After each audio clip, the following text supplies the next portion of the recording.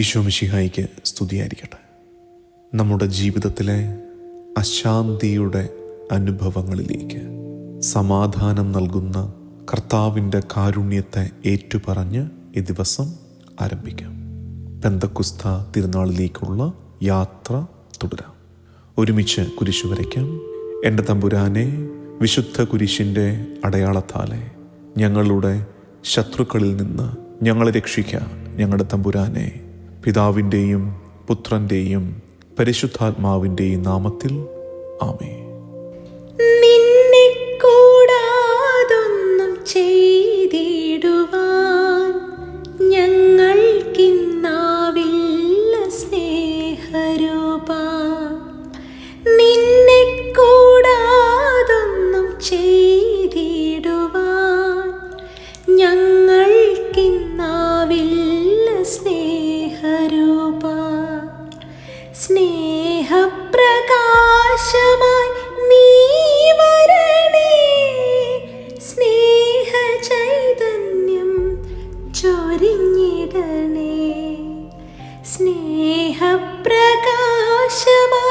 നീ വരണേ, സ്നേഹചൈതന്യം ചൊരിഞ്ഞിടണേ. ആത്മാവേ, പാവനാത്മാവേ,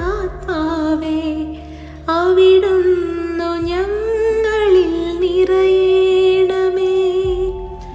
ആത്മാവേ, പാവനാത്മാവേ, അവിടുന്നു ഞങ്ങളിൽ നിറയണമേ.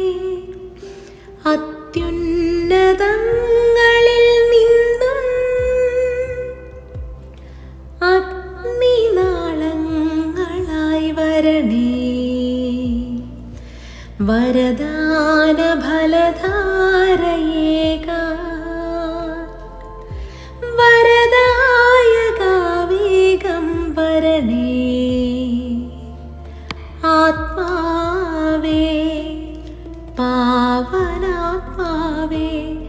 അവിടുന്നു ഞങ്ങളിൽ നിറയണമേ. ആത്മാവേ, പാവനാത്മാവേ, അവിടുന്നു ഞങ്ങളിൽ നിറയണമേ.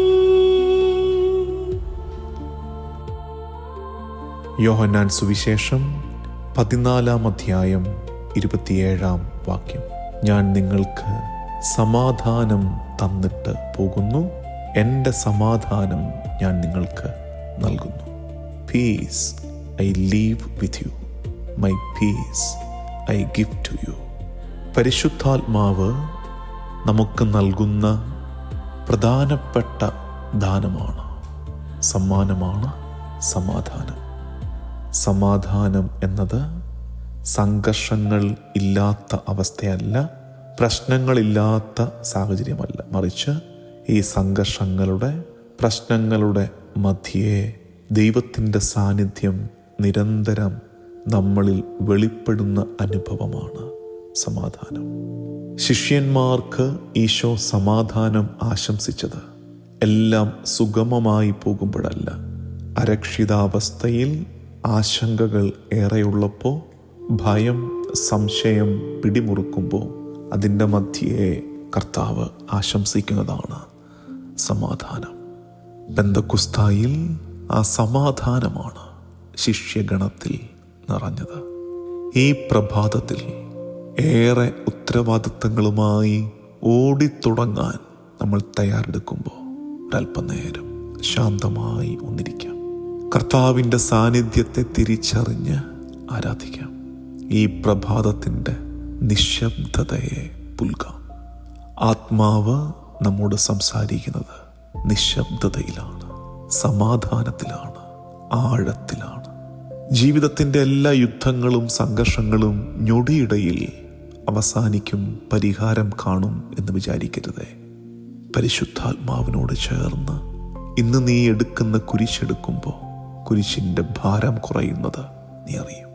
കടന്നു പോകുന്ന എല്ലാ അനുഭവങ്ങളിലും പരിശുദ്ധാത്മാവ് നൽകുന്ന സമാധാനം നിറയാൻ നമുക്ക് ആഗ്രഹിക്കാം. നമുക്കൊരുമിച്ച് പ്രാർത്ഥിക്കാം. വരിക പരിശുദ്ധാത്മാവേ, സമാധാനത്തിൻ്റെ ആത്മാവേ, എൻ്റെ ഉള്ളിലെ കൊടുങ്കാറ്റിനെ നീ ശാന്തമാക്കണമേ.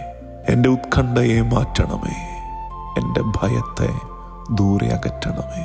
എൻ്റെ ഹൃദയത്തിൻ്റെ വ്യഗ്രതകളെ മാറ്റണമേ. പരിശുദ്ധാത്മാവേ, നിന്റെ കൃപയിൽ ഞാൻ മെല്ലെ നടക്കട്ടെ. നിന്റെ സ്നേഹത്തിൽ ഞാൻ സംസാരിക്കട്ടെ. ഈ ദിവസം മുഴുവൻ ദൈവത്തിൽ ഞാൻ ആശ്രയം വയ്ക്കട്ടെ. ദിവസത്തിൻ്റെ എല്ലാ പ്രയത്നങ്ങളെയും കർത്താവിന് വിട്ടുകൊടുത്ത് ദിവസത്തിൻ്റെ ആശീർവാദം സ്വീകരിക്കാം.